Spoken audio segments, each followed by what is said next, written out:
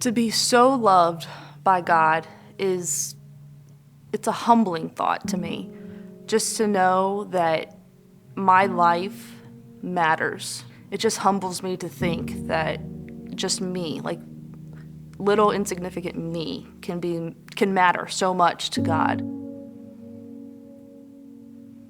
My name is Dawn Nickelson, and I was born in New Jersey. I've lived in Winchester for practically my whole life since I was 8 years old.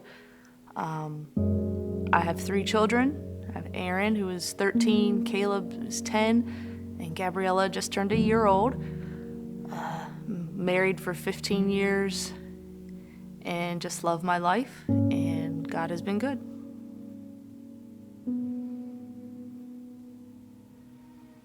Everyone has a story. Sometimes those stories are filled with love and cherished memories, and other times of tragedy and heartache. My story was one that was not so great. My history doesn't bring back memories of giggles and laughter, but rather of some more heartbreaking times. It all kind of started as far as I can remember, just never having that love that a child needs. But I remember just being poor and not having a whole lot of clothing or food. I remember a dirty, rundown trailer with a mattress on the floor in the bedroom, and my mother seemed to like men a lot, and she would often invite them home and invite me into the bedroom with them. I can remember this from like early as 5 years old on, and it just seemed like the worse the men were, the better for her. And the 2 that I remember vividly both had criminal records, and they were both behind bars for a length of time. But this was just kind of a norm for me. I just remember it thinking that it was normal for this to be the way life was. My mother eventually married someone that kind of changed the whole game for me. He was not only sexually abusive, but physically abusive as well.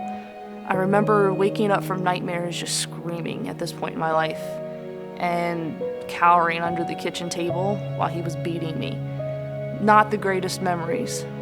Looking back, I know that God had his hand on me, and he knew what was going on, and he loved me, and he was providing a way out for me.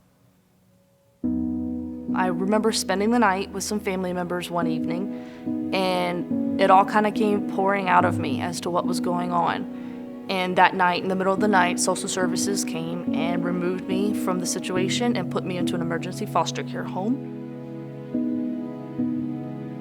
And I remember I liked it, but I wasn't home, and I kind of knew that. So it was a couple weeks later when they finally placed me into a permanent foster care home, and it was there that I finally found that love and acceptance that an 8-year-old little girl needs. The home was a local pastor and his wife that they could have children on their own, but they decided they wanted to give hurting children a chance. So I was placed in their home and immediately fell in love with it. It was here that I learned that love, and not just of a family, but a love of God. As the years went on and I grew up in this loving home, the time did come where I was officially put up for adoption. We interviewed families, and I met with families, and after a few weeks of interviewing and just the tears and the fear of the unknown of what was coming, it was finally announced who my adoptive parents were going to be.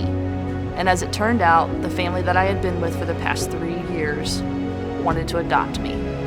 So on my 13th birthday, I was officially adopted and became the daughter of Ron and Janice Neff, and I couldn't love them more. I love them from the bottom of my heart, and they are my parents, no matter what. And I am currently now married with 3 children, embarking on a new journey to go to the country of Lithuania as a missionary associate. And all of this happened to me because God so loved me that he wanted to bring about his divine purpose and will for our lives. And God so loved each and every one of you.